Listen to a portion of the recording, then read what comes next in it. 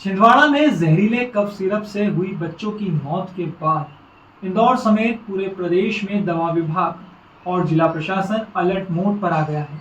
इसी कड़ी में इंदौर कलेक्टर शिवम वर्मा के निर्देश के तहत जिले भर से कफ सिरप के सैंपल लिए जा रहे हैं और साथ ही संदिग्ध दवाओं की बिक्री पर रोक लगा दी गई है।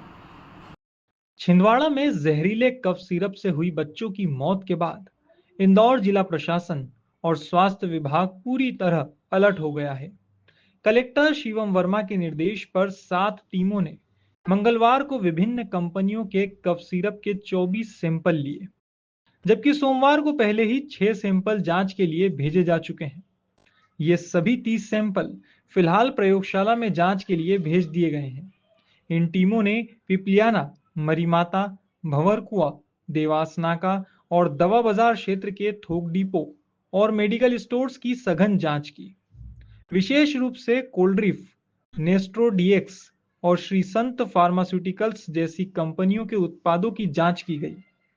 हालांकि इंदौर में घातक कोल्ड्रिफ सिरप की खरीद या सप्लाई इसका कोई रिकॉर्ड नहीं मिला, लेकिन एहतियात के तौर पर अन्य कंपनियों के सिरप भी सैंपलिंग में शामिल किए गए।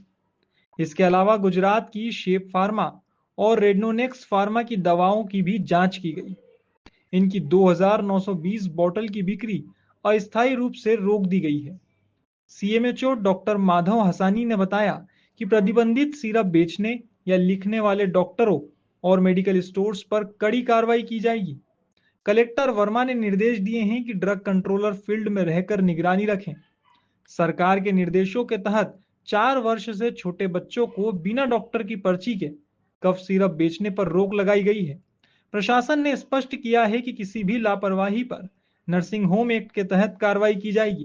देखिए, छिंदवाड़ा का जो घटनाक्रम है वो बड़ा ही दुखद है और उसके पश्चात हमारे ड्रग इंस्पेक्टरों को निर्देश दिया गया था। वो लगातार पूरे शहर में जो भी उनके चिन्हित क्षेत्र उनको आवंटित किए हुए हैं, वहाँ वो लगातार निगाह रखे हुए थे। और खुशी की बात ये थी कि जो दोनों सैंपल थे वो पूरे इंदौर में कहीं भी प्रदाय नहीं किए गए थे। और रही बात, अभी-अभी में हमारे पास में एक सूचना और आई है कि गुजरात की 2 कंपनियों के 2 सैंपल हैं जो कि कफ सिरप ही हैं, और उनसे संबंधित यहाँ पे कुछ स्टॉकिस्टों की हमको जानकारी मिली है। तो कल से लेके लगातार टीम फील्ड के अंदर है और अनेक स्थानों पर उनके द्वारा इस तरह की जो भी सिरप्स हैं और जिनके बारे में विवादास्पद होने की सूचना है, उनको जब्त किया गया है। साथ ही साथ भारत सरकार द्वारा जो अप्रैल माह में गजट नोटिफिकेशन किया गया है कि 2 विशेष औषधियाँ हैं, इनके कॉम्बिनेशन को यदि यूज़ किया जा रहा है तो उसपे स्पष्ट निर्देश आए हैं कि वो लिखा जाए प्रत्येक बॉटल के ऊपर कि 4 वर्ष से छोटे बच्चों में इसका उपयोग नहीं किया जाना है। तो हमने ड्रग इंस्पेक्टर्स को ये भी निर्देश दिए हैं कि उसका भी पालन सुनिश्चित हो। यदि वो दोनों जो ड्रग है क्लोरफेनेरामिन मेलिएट और फेनेरामिन, ये दोनों ड्रग्स के यदि कॉम्बिनेशन के सिरप यदि बिक रहे हैं तो उनको भी, और उन पे चेतावनी नहीं है 4 साल से छोटे बच्चों में उपयोग ना करने की, तो उनको भी मार्केट से हटवाया जाए। Bureau report, Somsagar news.